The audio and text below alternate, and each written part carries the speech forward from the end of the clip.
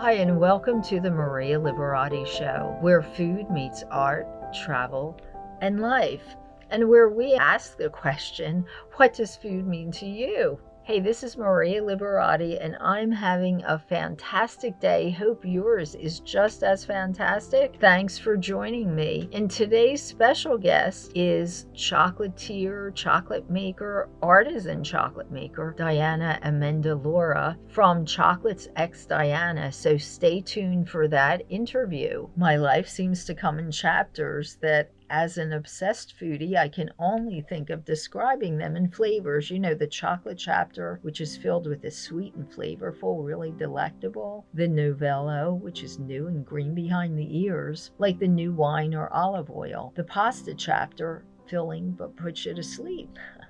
The vanilla chapter, well, today would probably be part of my vanilla chapter. Delicious, simple, unassuming. I'm finishing up my book and love reading it over and over again and recrafting the stories of memories and recipes, but not too much of anything exotic or out of the ordinary going on.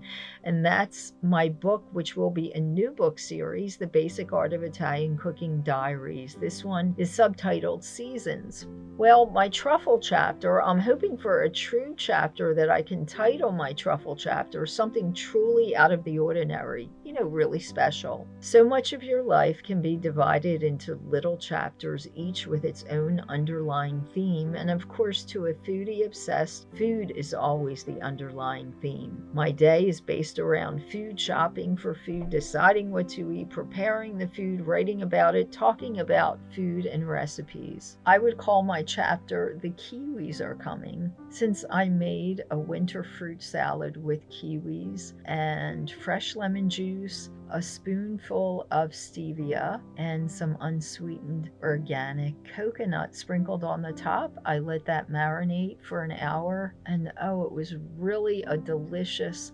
winter salad. Unfortunately, they were not local kiwi, but they were delicious all the same. It is the time of year for kiwi. And if you're looking for more artisan recipes, check out my book series, The Basic Art of Italian Cooking, on my website at marialiberati.com, on Amazon, or anywhere you can find books online. You can follow me and find out more on my books at my website. Again, it's at marialiberati.com, my blog at marialiberati.com. You can also follow me on Instagram at Maria Liberati, Facebook at Chef Maria Liberati, Twitter at Maria Liberati, and that's with a capital M. And don't forget about my Facebook Live events that pop up. I have interviews, live videotaped interviews on my Facebook stream once a week. They're usually videos of people that I've interviewed in my podcast. So you'll get to find out a little bit more about some of my guests.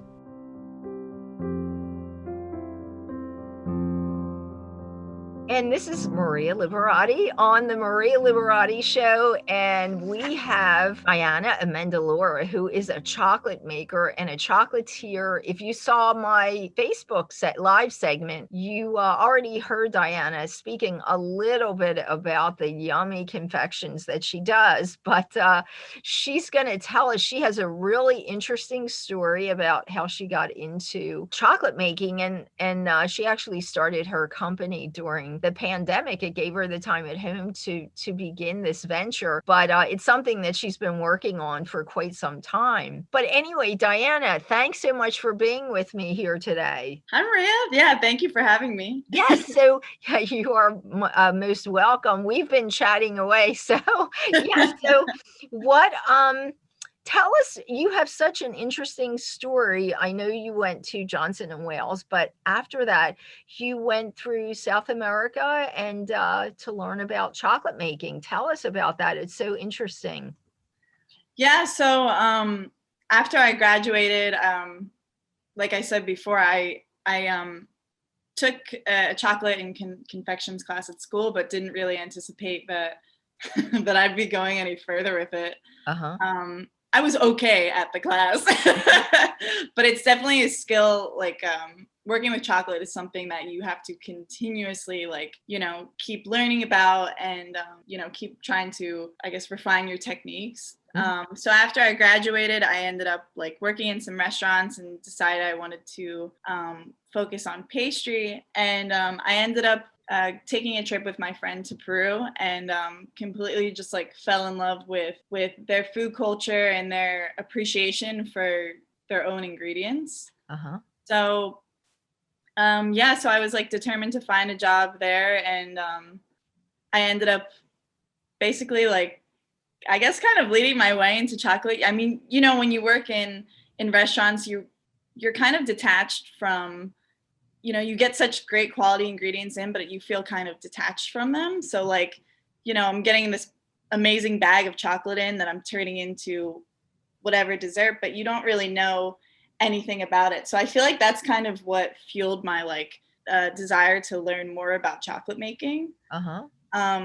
So I ended up finding a job in a bakery and chocolate shop in Arequipa, Peru, and yeah, I worked there. And then I was like, wow, chocolate is incredible. So yeah, and then I really like fell in love with the process of how much thought and honestly science goes into making chocolate. It's not a short process. It's not an easy process. And it's also something that people are like definitely unfamiliar with. So after working there, I came back to Philly and then worked at a chocolate shop here doing all airbrushing and hand painted bonbons.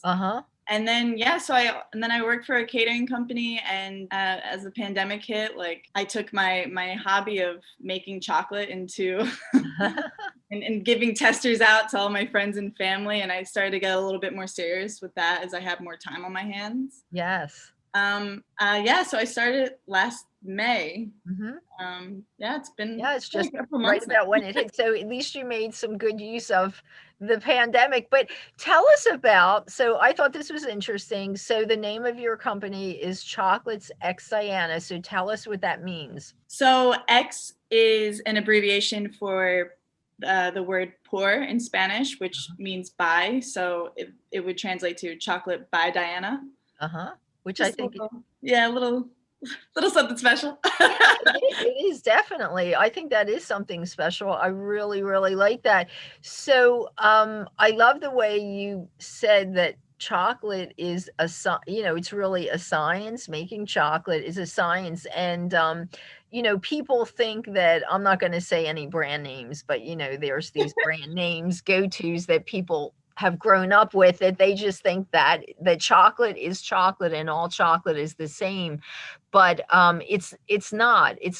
And so tell us, like, what should people look for? I know, like, we did a segment on olive oil, so we told people what to look for when you're choosing an olive oil, and that's something that's good for you also. And chocolate, I mentioned to you that I eat a piece of dark chocolate. I try to eat at least a small piece every night after dinner, or that's like my treat, and because it's really healthy for you. So tell us, what things should people look for so that they know it's really a high quality chocolate and it's not all sugar? Yeah, so what you said, I mean, people are so used to, and I mean, you can't blame them. I mean, Right. I grew up eating Hershey's. Yes, me too. So there is definitely a difference in taste between, having a bar like that you're picking up in the grocery store, the checkout line, or the, candy melts section in the party store. Yes. I mean, it really comes down to, I always try to tell people, they're like, how do I know if this is a good bar or something that I'm gonna like? I think when it's something that you're unfamiliar with, you have to try a bunch.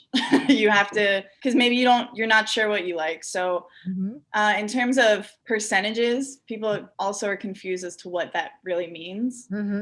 The percentage is the amount of actual cocoa in the bar. So that doesn't include the sugar, or maybe there's milk powder. So that is really just the amount of cocoa mass, which is just cocoa nibs from the beans, and cocoa butter, if there's any added. So generally, the higher percentage is going to mean that there's going to be less sugar. It's going to be maybe a little bit more bitter, more rich. But I always say, maybe if you're new to craft chocolate, like start with something more middle of the road, Yes, like 50, 50, 60, and exactly. kind of work your way up and see if it's something that you like. Yeah, work your way up, definitely, because the more cocoa that has in it is actually healthier for you and you're getting less sugar, but I know it's not for everyone because as you said, if you grew up with that sugary stuff, your palate is kind of, used to sugary chocolate. And Oh really my what gosh, we yeah. grew up with is more sugar than it's what they, make is really more sugar than chocolate. And I learned that from when I studied the culinary arts in Italy. I was mentioning that there it was the law that they always had to tell you the percentage of cocoa in a product, where here they've just started doing that, but I don't even know if that's the law here, if you have to. I don't think they do. I think it's just something that they do if they want to, the companies do. Exactly. Yeah, so it's not anything that I grew up with or that we were used to here, so I learned that when I developed a liking to the dark chocolate because I was used to eating it stuff without a lot of sugar, but, and more artisan produced. But I agree, it's good to start with maybe like 50-55% cocoa product and then work your way up. But that's really, really, really interesting. So tell us about the products that you make that we could find and it's Chocolate X. Is it chocolates with an S at the end? X Diana?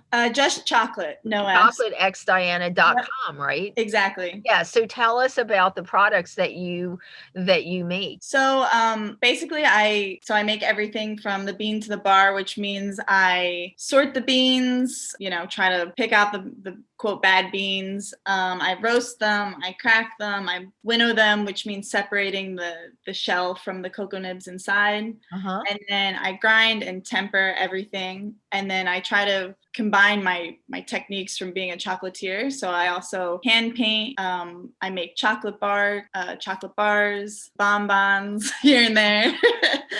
I try to like focus on the nuances of the chocolate, and I don't want to use ingredients that would cover up those flavors. Uh-huh. Like, I mean, everybody loves chocolate covered pretzels, Uh-huh. pretzel bark with chips, but to me that would kind of cover up the flavors Right. Of cocoa. of the chocolate itself, which is something that I don't want to do. I want people to explore with the flavors that are coming out of the chocolate itself. I Mhm. always kind of compare it to wine because people seem Right. to relate to that a little bit more. Of like, chocolate is similar in the fact that the terroir of Uh-huh. where it's from really Yeah. dictates the flavor. So that means like the climate, the topography, what it's grown with, also in terms of like the fermentation and the drying process. All of those things dictate the final flavor of the chocolate itself. So I try to use products that, for example, I just released a Maya chocolate, I'm calling it. That's like a little homage to the Maya culture. So Uh-huh. I'm using beans right now from Coban, Guatemala, which was Uh-huh. once a Maya city. After doing like a little bit of research on it, I found out that they used vanilla, cinnamon, chili, allspice, agave, honey, all these other ingredients that they used to use with cocoa and made drinks out of it. So I'm Uh-huh. like, let me turn this into a bark. So I put a few of those ingredients into the bark and try to bring out those natural flavors of the chocolate itself. Oh, that's great. Yep. So that and I mean what you're just saying here about not so you're talking about really not masking the cocoa, but putting ingredients in that brings the flavor of the cocoa out, but it doesn't overpower it, correct? Is really what you're saying. Exactly. And that's really the principles too of even Italian cooking. Like you're really not supposed to. I always tell people think you should put tons of garlic or whatever. And the real true artisan Italian cooking is balancing your flavors. So it sounds like, yep, that's what you're talking about too, which is so interesting with artisan chocolate is the way that you make it. Your goal is to bring out the chocolate, enhance it, I guess, right? With the ingredients that you put in, but not overpower, Exactly. which is really Yeah, not to do too much. I want people right. to be able to taste the flavors and try to pinpoint, instead of just eating it, like take a minute, pinpoint, what are you actually tasting? Exactly, which is really, really interesting. So you're getting more into, as you said, it's almost like a wine tasting where, it's actually bringing real chocolate to people, real chocolate, because I call really the other stuff is kind of just like not real. It's just almost like an imitation, the stuff that you find in the supermarket that's just, the stuff that we grew up with tons of sugar and all that. So are there, when people are looking for chocolate, is there, I know we talked about looking for like at least something that tells you the percentage of cocoa that's in the chocolate that they're eating. Is there any other ingredients they should look for, or, should make sure it doesn't have, or ingredients that they should look for when they're looking for chocolate? I would always recommend, and I think most people would agree, that the less the better. There's a lot of fake chocolate companies add, soy lecithin, which is something that people kind of freak out about, but which it's not really a big deal. It's just they use that as an emulsifier. Uh-huh. But I think in terms of, so if you see that, that's okay, but just keep it to just refined sugar, cocoa beans, cocoa butter. Nothing too crazy. I think just the less the better. Lesser the better, and Yeah. probably if you can't pronounce it, then it's probably better to stay Exactly. ingredients, right, that you can't. And I always say that with anything, the lesser amount of ingredients is better. So that's always good to follow by. So this is Diana Amendolora, and she is with this yummy chocolate company of her own. It's really a high-end company. She produces high-end chocolates, and if you have never tasted like a real high-end chocolate, you definitely have to try some of these. So her company is Chocolate X Diana, and it's chocolateXdiana.com. And Diana, I always ask my guests to tell me, what does food mean to you? What do you answer for us? All right. Oh my gosh. I think food to me is something that's like exciting and something to always look forward to. I feel like it's an excuse for an adventure, to travel, and especially now, like, because people are limiting their travel, like trying foods from different places kind of gives you an excuse to maybe like learn more about their own culture and their own food. But I think anybody that knows me knows that I will travel far and wide for like my favorite pastry, an ingredient that I want, a restaurant that I want to try. There's kind of no limits when it comes to that. So I would say food to me is just, I feel like it's always an adventure, and it's something. I love that. I think that's great. Yeah, it's always an adventure. And yes, if if somebody can't find it by going there physically right now, you can actually go online and try to search out different foods and things like that if you can't find it. But I think that's wonderful, an adventure, because it's always a fun way to travel through food, definitely. So I love that. So do you have, what I did want to ask you, you have some special things that you do for Valentine's Day, right? And for holidays coming up also. Yes. For holidays, I've been making some chocolate molded bonbons, which are they're fun, with different kinds of chocolate ganaches, and everything is made, of course, with my own chocolate, which is exciting that I think I haven't been used to, as I haven't done that really before as a chocolatier. So that's something that I'm very proud of. But yeah, so for Valentine's Day, I've got some boxes out, and that include different bars, bark, and bonbons and things. So I try to release a few for all the holidays. Yes, definitely. And that this type of chocolate really makes any day a special day. So even if you don't have a holiday, it's a nice gift to give anybody, really. And Diana, tell us where people can find you. So I know it's chocolateXdiana.com, right? There you go. Tell us where else people can find you online. So, right, along with my website, Instagram and Facebook, same thing, at Chocolate X Diana. Okay, there you go, Chocolate X Diana. Thank you so much for being with us, and thank you for the delicious chocolates. They are just really, really yummy. Thanks so Thank much you. for You're that welcome. for that experience. They are definitely an adventure, I have to tell you. Really, it's a great way to travel too, by kind of tasting these chocolates that I know are from beans from all around the world. So that's a great way to travel also. Thanks again, Diana, and I'm sure we'll be having you on again. And Thank you. thanks. All right, bye-bye. Bye.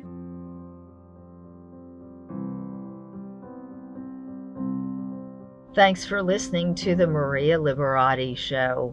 For more recipes and more food stories, which my books are also famous for, you can find my books, the book series, The Basic Art of Italian Cooking and The Basic Art of, at marialiberati.com and online anywhere books are sold. You can also find me and follow me on Instagram at Maria Liberati, on Facebook at Chef Maria Liberati, on Twitter at Maria Liberati with a capital M.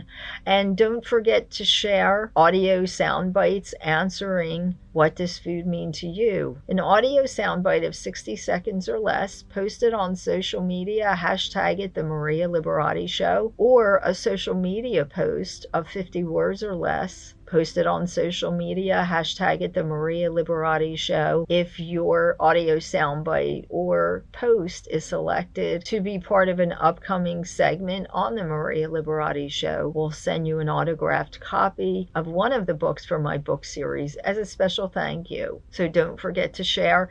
And share your recipes. If you created recipes that we've inspired you from this segment, maybe a kiwi fruit salad.